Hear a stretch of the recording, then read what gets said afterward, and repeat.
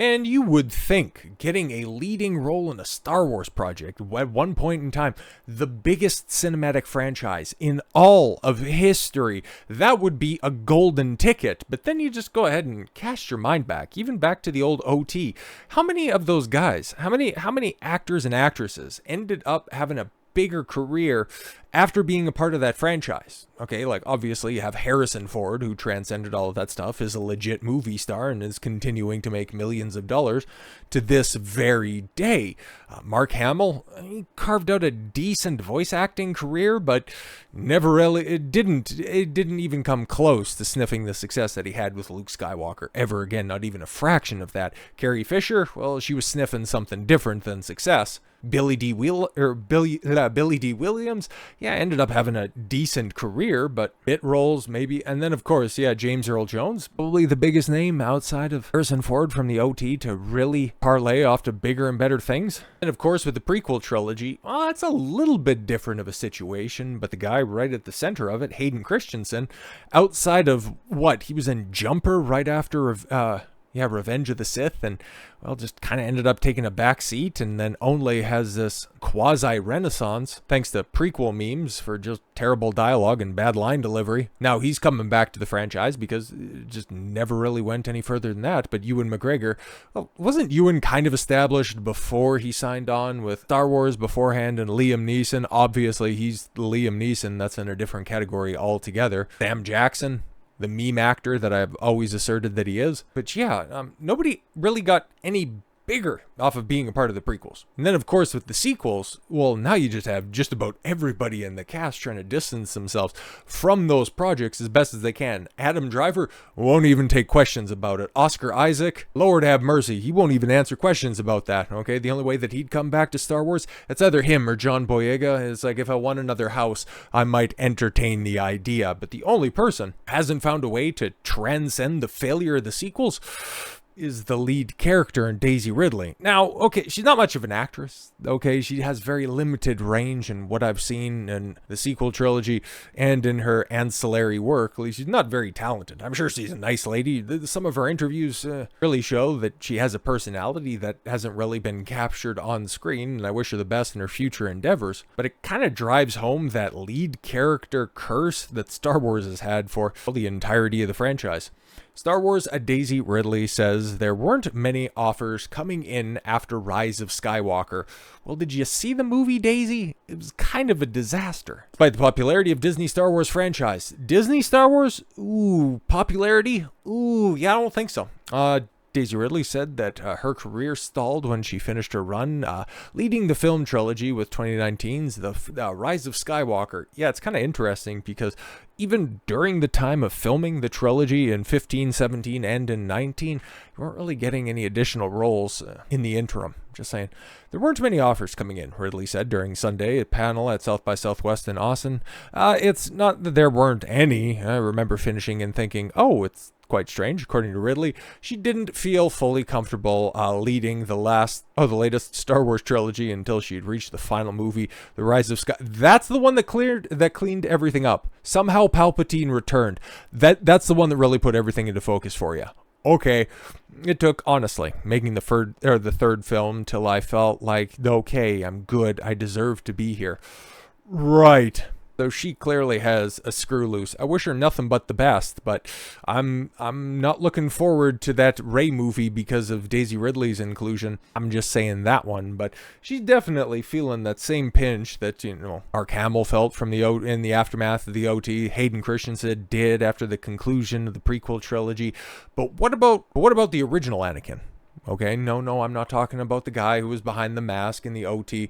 We're going to talk about Jake Lloyd here for a second. And well, this is interesting because this is a story that has just kind of permeated media for a very long time. Now, unlike the rest of the leads in the other trilogies that Star Wars has put to film over the past 40 plus years, there was a very small period of time in the aftermath of the Phantom Menace Jake Lloyd was actually doing more stuff. Because, okay, for as many people who remember him as little Anakin in Phantom Menace, I remember him as Arnold Schwarzenegger's kid in Jingle All the Way. But very quickly after that, I just kind of fell out of the limelight. And, well, the media was spinning all of these stories that, oh, he was being treated so poorly. Oh, he's getting bullied in school. That led to him, having these mental breakdowns. And then all of a sudden this story pops up, which is, it's kind of strange. It's all right. It's good to hear that he's doing well after all of these years, but according to his family, what we were being told by the media, the lies that we were being fed by the media, stop me if you've heard this before, aren't exactly reflective of what was actually going on behind the scenes. Mother of Star Wars child, actor details his mental health struggles.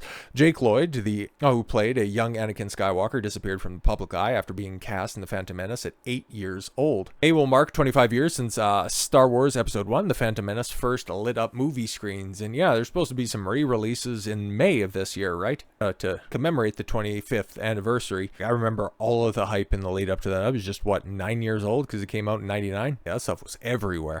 Many fans are already celebrating the silver anniversary thanks to a fresh round of published interviews with cast members, a new poster, and news that the film will soon be returning to theaters. Noticeably absent from the recent coverage, however, is one key member of the Phantom Menace cast, Jake Lloyd. I would also think that Liam Neeson isn't exactly champing at the bit to be a part of the interview circuit for the Phantom Menace because he doesn't have very many nice things to say about Star Wars, but it is hilarious, so if he's out there, I'm sure that there are probably some good clips. Anyways, the child actor chosen over 3,000 others to play the pod racing phenom because he knew that spinning that would be a good trick, and a Jedi to be Anakin Skywalker in the George Lucas space opera turned 35 last week. Oh, wow. Happy birthday. Since the movie, Lloyd has mostly been out of the spotlight, his life largely a mystery to his devout fans. There he is. Oh my god, probably playing, pod racer on the N64. Jeez, man. In an exclusive interview with Scripps, his mother, Lisa Lloyd, provided a glimpse into Jake's personal saga in the years since appearing in that galaxy far, far away. Is there one Star Wars article that doesn't reference a galaxy far, far away? God, you hacks. Sharing her son's turbulent struggle with mental illness, family tragedy, and the reason she's more hopeful today than she's been in years. She also wanted to set the record straight about what her son really thinks about Star Wars. Lisa noted that her son is aware that she is speaking out to tell his story. Jake started having some trouble in high school. So he was 8 when he was cast, and the movie came out a year later. I guess it would have been a couple years later, depending. No, that makes sense. Yeah, a couple years later. He started to have trouble in high school. So when the prequel trilogy would have been over by that point. Oh, interesting. Lisa said, recalling the time she first noticed her son's personality changing. He started talking about realities and didn't know if he was in a reality or a different reality. I don't really know exactly what to say to that. Yeah, exactly. Somebody in earnest comes to you saying, I don't know if we're a part of a real reality or a part of a simulation. It's like, listen, you should probably stop listening and take it so literally, the words of Andrew Tate, okay? It's like he's talking about the Matrix in a metaphorical sense, not like it's an actual simulation. One day after school, Elise asked her son if he'd finish his homework. He was like, well, I don't even know if I need to do it. I don't know which reality I'm in. And I'm like, well, you're in my reality today, so you have to do your homework. Good mom. Lisa took Jake to the doctor to suggest that he might have bipolar disorder. Close. They tried different medications to treat his symptoms, but she says nothing worked. Jake graduated from high school in 2007 and was looking forward to attending classes the fall at Columbia College, Chicago.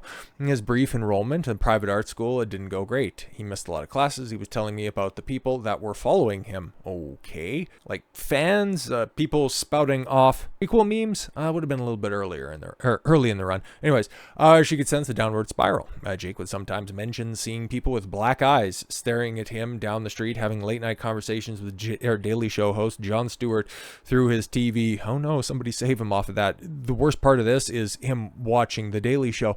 He didn't tell us that he's hearing voices at the time, but he was. After a semester and a half, Jake left college in March of 2008 to live with Lisa in Indiana. A series of appointments, a therapist and psychiatrist eventually led to a diagnosis: paranoid schizophrenia.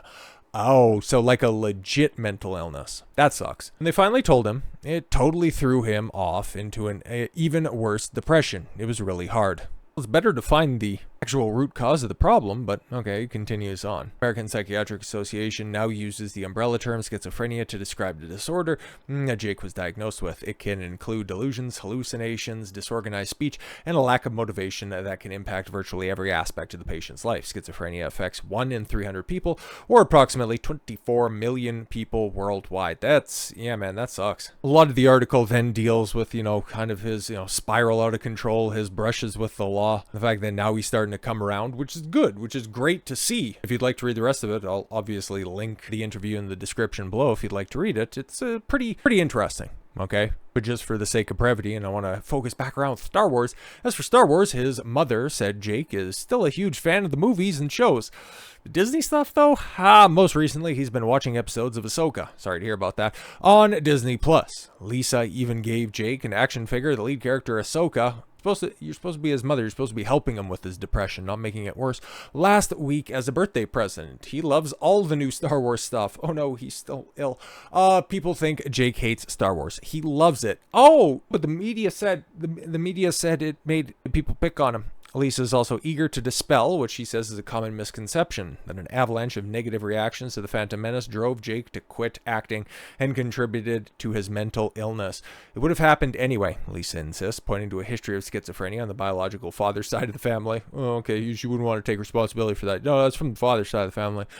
I believe that it was genetic, and his psychiatrist also agrees that Jake was going to become schizophrenic. She also insists that in '99, Jake was largely shielded from the toxic vitriol swirling around the prequel film, which I remember at the time it received overwhelming praise, like all of this revisionist history that, oh my god, all of this stuff sucked. Yeah, that didn't start to manifest in a pre-prequel memes world that we're living in and a post-release of The Revenge of the Sith. Everybody was pretty satisfied with the stuff at the time, for the most part. The kvetching really didn't start until the late aughts, early 2010s, and the memes really started to kick off in on and around the time that, like The Force Awakens ended up releasing. And they were reapprised as being, not as bad as people remember after years of gaslighting. Very strange. I protected him from the backlash. He was just riding his bike outside, playing with his friends. He didn't know, he didn't care. Everybody makes such a big deal about it, and it's rather annoying to me because Jake was a little kid when they came out, and he didn't really feel all that stuff because I didn't let him online.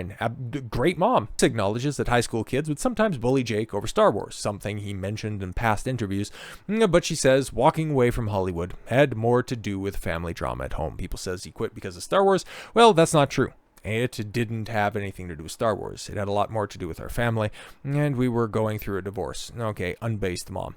Things were unsettled and kind of rough, and Jake didn't seem to be having a lot of fun auditioning anymore. Lisa said Jake still likes wearing Star Wars t-shirts and sometimes gets recognized in public. When asked if she sees Jake one day starring in another Star Wars project, Lisa said something, it's not something that's in the cards. Cards. Good. Stay away from it as best as you can because modern day Star Wars, for somebody who's trying to live a much more mentally clear life, probably not the best thing for you. But the way that the media tried to spin it that Star Wars fans, those toxic fans, those man babies, those bearded incels that live in their mom's basement or they bullied a little kid offline, just goes to show you that this current wave of overt lying journalism actually been there for a lot longer than everybody wants to realize. So with all that said, thank you all very much for the gift of your time. I've been Don Consuelo. I want you to follow your gut and get after it. Take care, everyone.